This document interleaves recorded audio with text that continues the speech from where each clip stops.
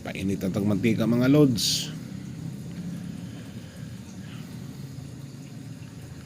Butang na to ng bulad nga pinikas. Unahon talag butang. Okay. Aron maluto. Barilis ta siya nga bulad mga lods. Hiwa-hiwa na lang nako kay lapad kayo.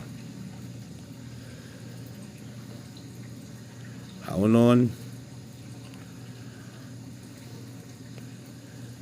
Kadawang butang. Ang bulinaw mga lods. Apoy bulinaw. Hapkok lang na siya. Para lami atong sudan. Hapkok lang.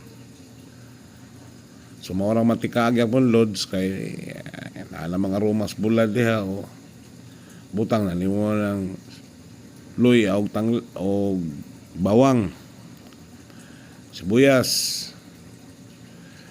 Pag golden brown na, butang na nimo ng daghang kamatis mga lods. Okay. Tanglad. Butang na nimo ng gabi mga lods. Sagol na naitakoy, naibungan niya unod. O kayang stock. Ipatong na nimo tong imuhang giprito nga bulad mga lods. Pansakan pa nimo og mga gabi. Ang gata nga lods, katoy kaduhan nimong gipugan. O na isabaw nimo. So takluban, laton sa nimong bukal.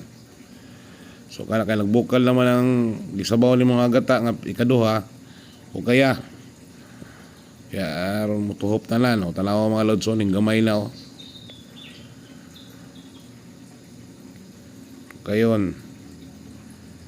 Takluban. Pista gid siya.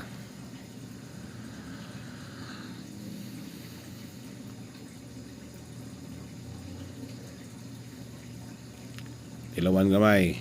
Kung tama labang parat niya. Butang na niyong paminta mga lods.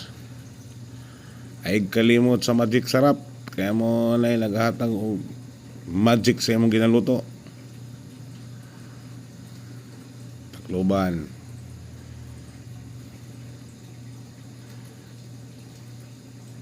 Kaduhang bukal mga lods. Butang na nimo ng espada nga sili at sal.